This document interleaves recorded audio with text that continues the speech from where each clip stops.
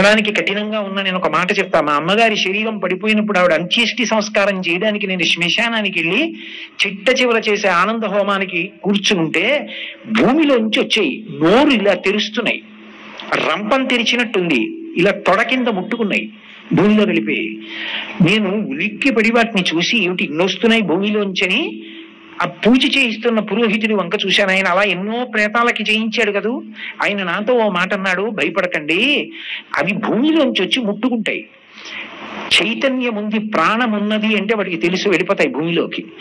చైతన్యము లేదు, ప్రాణం పోయింది, అరగంటలో ముక్కలు కొట్టేస్తాయి. కాబట్టి బెంగ పెట్టుకోకుండా వెళ్ళిపోతాయి, మిమ్మల్ని ఏం చేయవన్నాడు. అది పరమేశ్వరుని యొక్క సృష్టి. చిజ్జడ గ్రంథి, ఆ శరీరంలోంచి ఈశ్వరుడు ఇక్కడ ఉంటాడు. నీవారస్సూకవత్తన్వి పీతాభాస్వత్యనూపమా. మళ్ళీ వెనక్కి రండి. ఆయన ఉన్నాడని గుర్తేమిటో తెలుసా? గంట మోగుతూ ఉంటుంది. అనాహతము, అది ఒకరి చేత ఆపబడే గంట కాదు.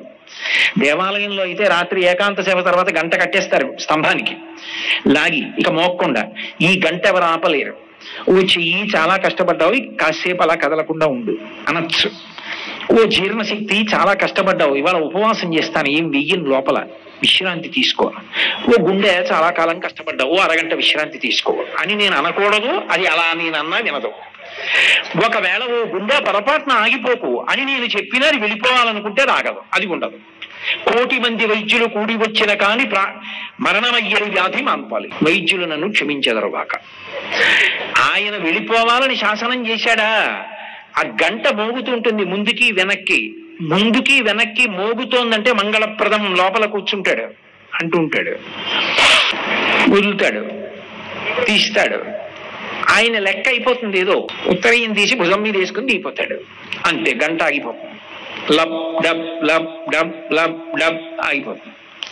లోపలికి వెళ్ళిన ఊపిరి బయటికి వెళ్ళకపోవచ్చు, బయటికి వెళ్ళిన ఊపిరి లోపలికి వెళ్ళకపోవచ్చు. మృత్యు వచ్చేసి దానంత సన్నిహితంగా ఎవరు ఇక్కడ ఉంటుంది మృత్యు. అందుకే ఎవరికి తెలుసు? నిత్యమా జీవితము నీటిపై బుగ్గ, నీటి మీద బుడగ పేలిపోయినంతసేపు పట్టదు. అందుకే కురుపుణ్య బహోరాత్రం అంటుంది శరీరం. దీపం ఉండగా ఇల్లు చక్కబెట్టుకో, అది ఉండగా తొందరపడి పుణ్యం చెయ్యి. మనుష్య శరీరంలో ఉన్నావు కాబట్టి చేయగలవు, లేకపోతే చేయలేవు. కాబట్టి ఈశ్వరుడు ఇక్కడే కూర్చుని దీన్ని నిర్వహిస్తున్నాడు. దీన్ని నిర్వహిస్తూ దీనికి బుద్ధినిచ్చాడు, మనసునిచ్చాడు, శాస్త్రం ఇచ్చాడు, గురువునిచ్చాడు. నువ్వు పుణ్యకర్మాచరణం చెయ్యొచ్చు, చేసి విశేషమైన పుణ్యాన్ని మూట కట్టుకోవచ్చు. లోకంలో చూడండి, స్వార్థం అంటారు. నాకున్నదంతా నాకే చెందాలండి అంటారు. నేనంటాను ఆ స్వార్థం ఉండాలి అంటాను. నాకున్నదంతా నాకే ఎప్పుడు చెందుతుంది? నాకున్నదంతా నాతో రాదు. నా శరీరం విడిచిపెట్టినప్పుడు ఏ వస్తాయి నాతో? కింవానేన ధనేన వాజికరి విప్లప్తేన వజ్జేన కిం కింవా పుత్ర కళత్ర మిత్ర పశుభిర్దేహేన గేహేన కిం జ్ఞాతైత క్షణభంగురం తపతిరోత్యత్యం మనోదూరత స్వాత్మార్థం గురువక్యతో భజ భజ శ్రీపార్వతీ వల్లభం అంటారు శంకర భగవత్పాదులు. ఆఖరికి ఇది నేనని దీనికి ఇన్ని ఫెయిర్ అండ్ లవ్లీలు, ఇన్ని పౌడర్లు, ఇన్ని ఆల్అవుట్లు, ఇన్ని మంచాలు, ఇన్ని పరుపులు, ఇన్ని ఏసీలు పెట్టి పడుకోబెట్టిన ఇది కూడా కట్టెల్లో కాలిపోతుంది. అయ్యయ్యయ్యయ్యో అని జీవుడు అప్పుడు ఏడుస్తాడు. కానీ వెంట వచ్చేది ఏదైనా ఉంటే పుణ్యం వస్తుంది. పుణ్యం ఎప్పుడు వస్తుంది? అన్నీ నాతో రావాలనుకున్నవాడు తనకున్నదాన్ని దానం చేస్తే పుణ్యంగా మారుతుంది. నాతోనే ఉండిపోవాలని దాచిపెట్టుకుంటే ఎలా వస్తుంది? తల్లి గర్భము నుండి ధనము తాడెవ్వడు వెళ్ళిపోయేడినాడు వెంటరాదు, లక్షాధికారైన లవణమన్నమే కాని మెరుగు బంగారంబు మింగబోడు, విత్తమార్జన చేసి విర్రవీగుటె కాని కూడపెట్టిన సొమ్ము కురువలేడు, పొందుగా మరుగైన భూమి లోపల పెట్టి దాన ధర్మము లేక దాచి దాచి తుదకు దొంగలకిత్తురో దొరలకవును, తేనె జుంటీగలియవా తిరువురులకు, భూషణ వికాస శ్రీధర్మపుర నివాస, దుష్ట సంహార నరసింహ దురిత దూర. అప్పుడు నీతో ఎలా వచ్చింది?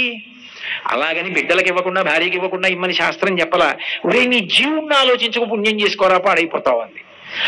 కాబట్టి ఇది చాలా గొప్ప శకటం. ఈ శకటాన్ని ఆధారం చేసుకుని దాటేయచ్చు సంసార సముద్రాన్ని. దీన్ని ఆధారం చేసుకుని, అందుకే మీరు చూడండి దీని గొప్పతనం ఎక్కడుంది అంటే, గత జన్మలలో ఈ శరీరంతో ఏవో తప్పులు చేసి నేను ఉంటాను, మళ్ళీ ఈ శరీరంతో దాన్ని దిద్దుకోవాలి. ఒకప్పుడు తప్పు చేశాను, ఇప్పుడు దీనుడికి ఉపకారం చెయ్యి. ఒకప్పుడు తప్పు చేశాను, ఇప్పుడు పల్లకి పట్టు ఈశ్వరుడిది. దేవాలయం తుడు. ఒకప్పుడు మనసుతో తప్పు చేశాను, ఇప్పుడు మనసుతో పవిత్రంగా ఆలోచించు. ఒకప్పుడు నా వాక్కుతో దోషం చేశాను, ఇప్పుడు నీ వాక్కు చేత 10 మందిని సంతోషపెట్టావు. ఈశ్వరుడు దీన్ని ఉపకరణంగా ఇచ్చాడు. ఒక వ్యాపారి వ్యాపారం ప్రారంభించినప్పుడు తన దగ్గర ఉన్నది పెట్టుబడి పెడతాడు. అలా ఈశ్వరుడు నీకు ఇచ్చిన శరీరాన్ని ముందు పెట్టుబడి పెట్టు. దీంతో గుడికెళ్ళు, దీంతో ఉపవాసం చేయి, దీంతో పూజా మందిరంలో కూర్చో, దీంతో జపం చేయి, దీంతో నామం చెప్పు, దీంతో విను, దీంతో చదువు, దీంతో రాయి నామం. అసలు దీన్ని ఉపయోగించాలంటే ఎలా? కాబట్టి ఇది మొదటి పెట్టుబడి, ఈశ్వరుడు అనుగ్రహించినటువంటి అద్భుతమైన కానుక. పైగా ఇటువంటిది సృష్టిలో ఇక ఎవరికీ లేదు. నా మాట నమ్మండి, దేవతలు కూడా దిగదుడుపు ఈ శరీరం ముందు. నేను ఈ మాట ఇంత ధైర్యంగా ఇంత గంభీరంగా ఎందుకు చెప్పగలిగానో తెలుసా? దేవతలకి కర్మాధికారం లేదు. దేవతలు యజ్ఞయాగాది క్రతువులు చెయ్యరు. ఆత్మవిచారణ ఒక్కటే దేవతలు చెయ్యవచ్చు. అందుకే దేవతా పదవులలో ఎంతకాలం ఉంటారంటే పుణ్యం ఖర్చు అయ్యే వరకు ఉంటారు. ఆ భోగం అనుభవించడంలో పుణ్యం పోతుంది. అందుకే త్రిదశులని పేరు. పుట్టినప్పుడు 30 ఏళ్ల వయసులో ఉంటారు యవ్వనంలో, చచ్చిపోయినప్పుడు 30 ఏళ్లే. వృద్ధాప్యం లేదు, జరామరణములు లేవు, ఆకలి లేదు, భోగం అనుభవిస్తూనే ఉంటారు. పుణ్యం అయిపోయే వరకు ఉంటారు. పుణ్యం అయిపోతే క్షీణే పుణ్యే మర్త్యలోకం విశంతి, మళ్ళీ వచ్చి లోకంలో పడిపోతారు. తిరియక్కులు, భూమికి అడ్డంగా ఉండేటటువంటి వెన్నుపా ఉన్న ప్రాణులు ఉంటాయి, కుక్కలు, పందులు, నల్లులు, పిల్లులు, ఇటువంటివి. అవి కర్మాచరణం ఎలా చేస్తాయి? అవి చెయ్యలేవు. నేను మనుష్యుడను, పుణ్యకర్మలు చేసి దేవతాస్థానాన్ని పొందగలను, పాపకర్మలు చేసి 1,000,000 జన్మల కిందకి జారిపోగలను. నాకు పుణ్యము వద్దు, పాపము వద్దు. శాస్త్రం ఎలా చెప్పిందో అలా బ్రతికి శాస్త్రవిహితమైనటువంటి భక్తితో కూడిన కర్మాచరణము చేత ప్రీతి పొందినటువంటి భగవంతుని యొక్క నిర్హేతుక కృపాకటాక్ష వీక్షణముల వలన కలిగినటువంటి చిత్తశుద్ధి చేత పాత్రతను పొంది, ఆ పాత్రత వలన భగవంతుని యొక్క అనుగ్రహము చేత నింపబడినటువంటి జ్ఞానము వలన మళ్లీ పుట్టవలసిన అవసరం దీని పునరావృత్తి రహిత శాశ్వత శివ సాయుధ్య స్థితిని పొందగలరు. ఇప్పుడు మనుష్యుడు మోక్షాన్ని పొందగలడు, మిగిలిన ప్రాణులు ఎలా పొందుతాయి? మోక్షం అన్న ప్రాణానికి అన్న మాట ఇంకెవరికి అన్వయం కాదు, ఒక్క మనుష్యునికి. ఇప్పుడు మనుష్య శరీరం ఎంత గొప్పది! ఇది తాపత్రయం ఋషికి.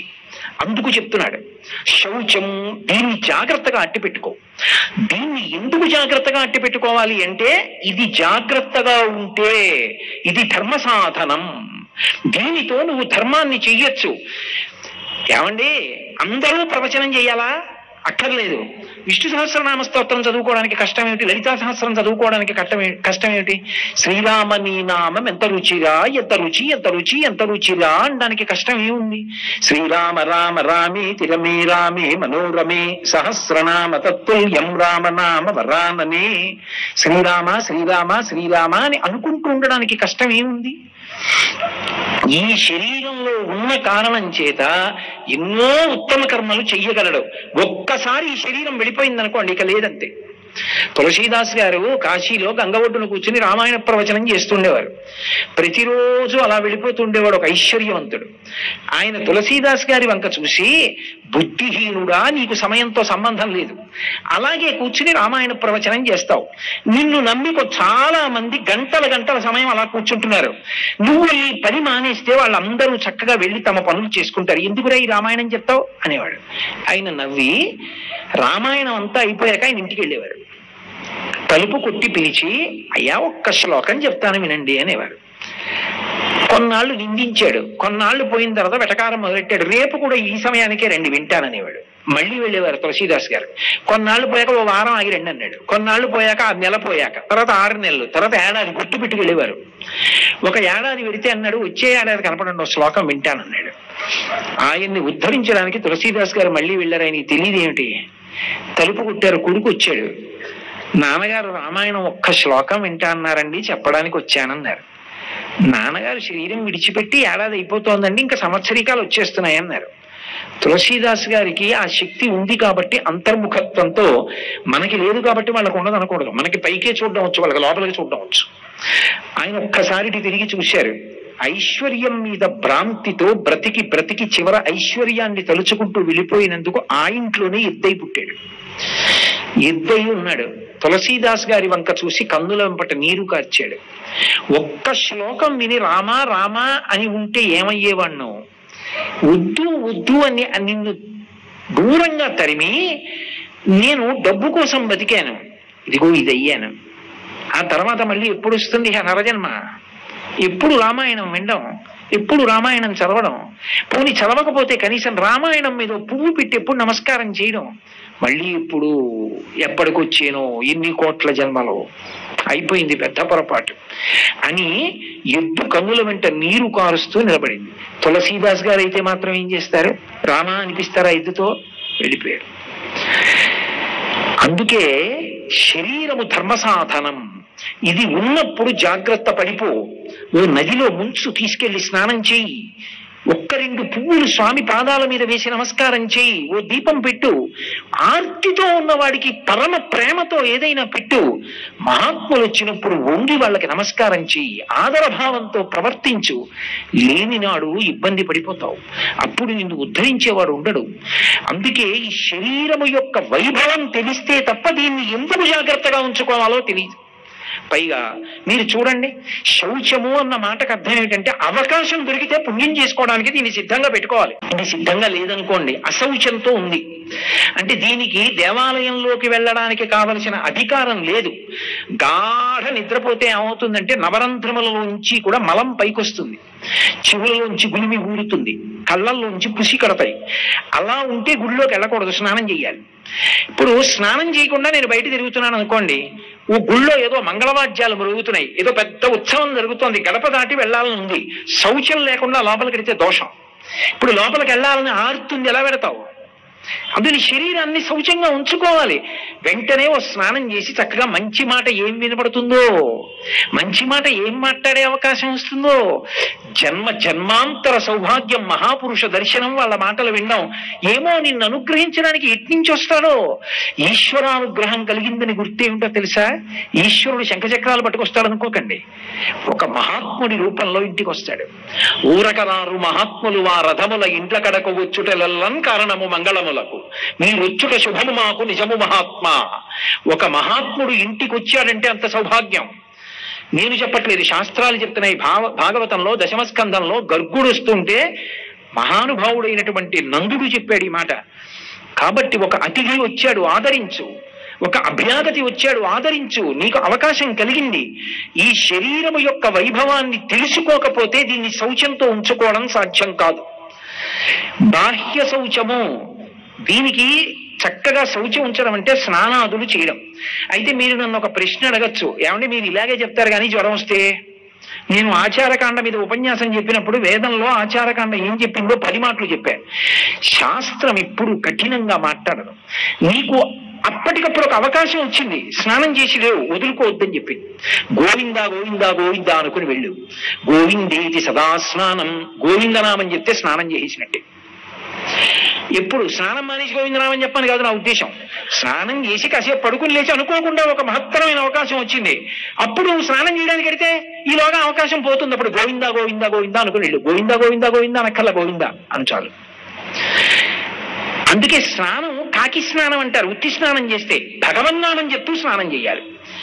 అందులోకి ఏదో గంగే యమునే చైవ గోదావరి సరస్వతి నర్మదే సింధు కావేర్యో జలేస్మిన్ సన్నిధిం కురు ఆయాంతు స్నానం ద్రవ్యాన్ని చ సంప్రోక్ష్య.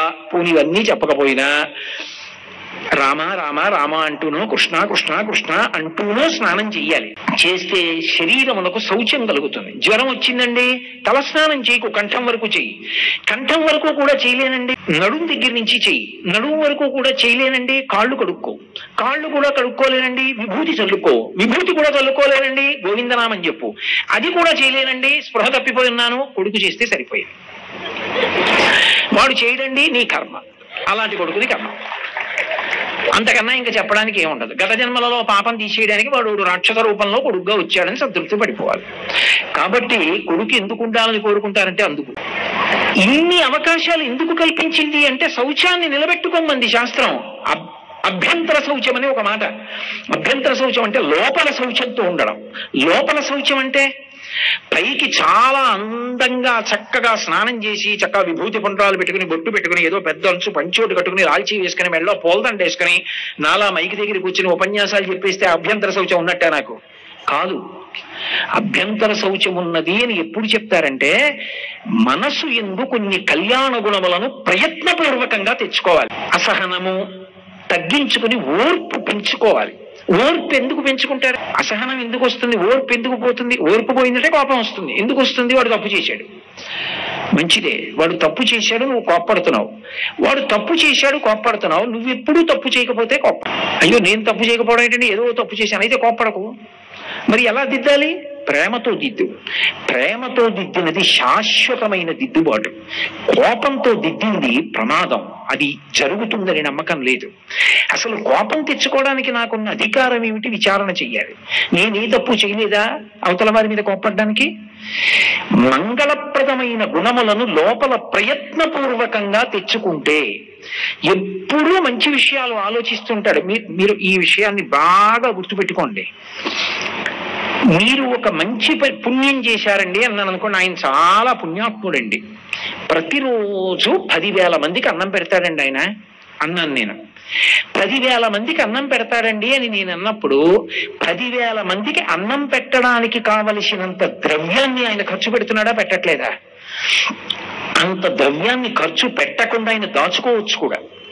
ఆయనకి ఖర్చు పెడదాం, ఆకలి ఇంత బాధాకరంగా ఉంటుంది, ఈశ్వరుడు నాకు ఐశ్వర్యం ఇచ్చాడు, నేను ఒక్కడిని తినడం కాదు, నాకున్న ఐశ్వర్యానికి రోజుకి 10,000 మంది అన్నం తింటే అంతకన్నా నాకేం కావాలి అని అన్నం పెట్టాడు అనుకోండి. ఇప్పుడు ముందు మీకేం కనపడుతుందంటే ఆయన పెట్టిన అన్నం కనపడుతుంది, లేదా ఆయన అన్నం పెట్టిన ఫోటోలు కనపడతాయి. కానీ ఆ అన్నం పెట్టడానికి ముందు అన్నం పెట్టాలన్న సంకల్పం ఒకటి ఆయన మనసులోకి వచ్చిందా లేదా? మంచి సంకల్పం వచ్చిందా? అన్నం పెట్టాలన్న సంకల్పం రావాలి అంటే ఆ సంకల్పం ఏర్పడడానికి కావలసిన సద్బుద్ధి లోపలికి వెళ్ళిందా లేదా? సద్బుద్ధి ఎందుకు వస్తుంది? మీరు తలుపులు తెరిచినప్పుడు లోపలికి ఏ వస్తాయో దాన్ని బట్టి ఆ బుద్ధి వస్తుంది. కన్నులు ఉన్నాయని చూడకూడనివన్నీ చూస్తున్నాను అనుకోండి, మనసు ఉద్వేగపడుతూ ఉంటుంది. చెవులు ఉన్నాయని వినకూడనివన్నీ వింటున్నాను అనుకోండి, మనసు ఉద్వేగపడుతూ ఉంటుంది. చర్మం ఉంది కదా అని ముట్టుకోకూడనివన్నీ ముట్టుకుంటున్నాను అనుకోండి, మనసు ఉద్వేగపడుతూ ఉంటుంది. కన్నులు ఉన్నాయి కాబట్టి మంచి విషయం చూస్తున్నాను అనుకోండి, మంచి విషయం లోపలికి వెళ్ళి మనసు సద్బుద్ధితో చక్కగా నిలబడుతుంది. ఇప్పుడు లోపల మంచి ఆలోచనలు ఉన్నాయనుకోండి, మంచి సంకల్పాలు వస్తాయి. మంచి సంకల్పాలు వస్తే మంచి కార్యాలు చేస్తాడు, మంచి కార్యాలు వస్తే గొప్ప పుణ్యాన్ని మూట కట్టుకుంటాడు. ఇప్పుడు సంకల్పం రావడానికి లోపల ఏముంది? అసలు ఆయన మంచి విషయాలు విన్నాడు, మంచి విషయాలు చదివాడు. మంచి చెప్పే వాళ్ళు ఎవరైనా ఉన్నారు అంటే తన గొప్పతనాన్ని అంతటి పక్కన పెట్టి వాళ్ళ కాళ్ళు పట్టు, అది ఆయన ఉత్తమ గుణం. అందుకే అంత పుణ్యం చేయగలిగాడు. అభ్యంతర శౌచము అంటే లోపల మంచి ఆలోచనలు పుట్టడానికి అవకాశం ఇవ్వాలి. అసలు మంచి ఆలోచనలు ఎప్పుడు పుడతాయి? 5 ద్వారాల్లోంచి లోపలికి చెడు విషయాలే వెళ్ళిపోతున్నాయి అనుకోండి. నేను ఈ కంటితో ఎప్పుడు మనసుని ఉద్వేగపరిచేవి, ఏది చూడకూడదో అలాంటివే చూస్తూ ఉంటాననుకోండి, ప్రశాంతంగా ఉంటుందా మనస్సు? నేను ఈ చెవితో ఏవి వినకూడదో అవే ఎప్పుడు వింటుంటాను అనుకోండి, ప్రశాంతంగా ఉంటుందా మనస్సు? నేను నా నోటితో ఏవి మాట్లాడకూడదో అవే మాట్లాడుతూ ఉంటాను అనుకోండి, ప్రశాంతంగా ఉంటుందా మనస్సు? నేను చూసేవి పరమ ప్రశాంతమైనవి చూస్తున్నాను అనుకోండి, నేను వినేవి ప్రశాంతమైనవి వింటున్నాను అనుకోండి, నా మనసు ప్రశాంతంగా ఉంటుంది. ప్రశాంతమైన మనసులోంచి ఉత్తమమైన సంకల్పములు పుడతాయి. ఉత్తమమైన సంకల్పముల వలన ఉత్తమమైన కార్యములు జరుగుతాయి. ఉత్తమమైన కార్యముల వలన జీవుడు పుణ్యాన్ని పొందుతాడు. అభ్యంతర శౌచము అన్న మాటకు అర్థం ఏమిటంటే 5 ద్వారములను జాగ్రత్త పెట్టి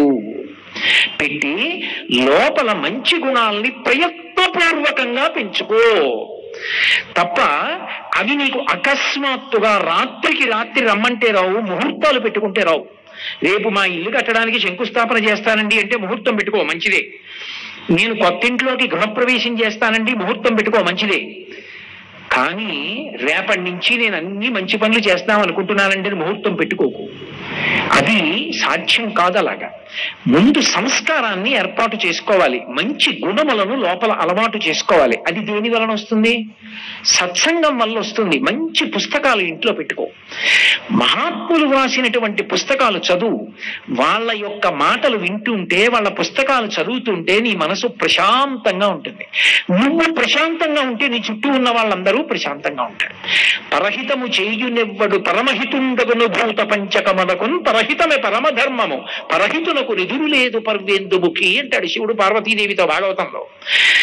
ఎవడు ఎప్పుడూ కూడా ఇతరులకు ఏం ఉపకారం చేద్దాం, నా వల్ల ఎవడు సంతోషిస్తాడు, సంతోషించడానికి మంచి పని చేస్తానా అని ఆలోచించేవాడు ఉన్నాడో వాడు ఉన్న చోట పంచభూతములు ప్రశాంతంగా ఉంటాయి. గాలి వ్యగ్రత పొందదు, తుఫాన్లు రావు, సముద్రాల్లో బీభత్సం రాదు. అమెరికా సంయుక్త రాష్ట్రాల్లో అన్ని రకాలైన సుడిగాలులు వస్తాయి, అన్ని తుఫాన్లు వస్తాయి, అన్ని భూకంపాలు వస్తుంటాయి. నాకు అక్కడ నుంచి వచ్చిన వాళ్ళు చెప్తుంటారు, మాకు సుడిగాలులు వస్తాయండి, ఊళ్ళకు ఊళ్ళు వెళ్ళిపోతుంటాయండి అంటుంటారు. భారతదేశంలో ఎప్పుడైనా మీరు అలా సుడిగాలులు రావడం విన్నారా? కారణం ఏమిటో తెలుసా? ఇక్కడ పుట్టి పెరిగిన మహాత్ముల యొక్క స్థితి. ఇప్పటికీ ఉన్నారు మహాత్ములు, వాళ్ళు ఉన్న కారణం చేత మనం కూడా బతికేస్తున్నాం. కాబట్టి అభ్యంతర శౌచము అంటే లోపల మంచి గుణములను ప్రయత్నపూర్వకంగా ఏర్పాటు చేసుకోవాలి. చిత్రం ఏమిటంటే అభ్యంతర శౌచం మనిషికి బాగా పెరిగిపోయిందనుకోండి, బాహ్య శౌచాన్ని కూడా ఈశ్వరుడు పట్టించుకోడు. అసలు బాహ్య శౌచం గురించి పట్టించుకోవడానికి అతనికి కూడా అవకాశం ఉండదు. ఎప్పుడు భగవన్నామని చెప్పుకుంటూ పొంగిపోతున్నాడు అనుకోండి, ఒక్కొక్కసారి స్నానం చెయ్యాలని కూడా అనిపించకపోవచ్చు, ఒళ్ళు చెమట పట్టు ఉండొచ్చు. అప్పుడు ఈశ్వరుడు ఈ శరీరాన్ని చూడటం, లోపలి శౌచాన్ని చూస్తాడు. చూసి అయ్యయ్యో వీడు ఇన్ని మంచి గుణాలతో ఉన్నాడు, ఇంత మంచి బుద్ధితో ఉన్నాడు, వెంట పడతాడు.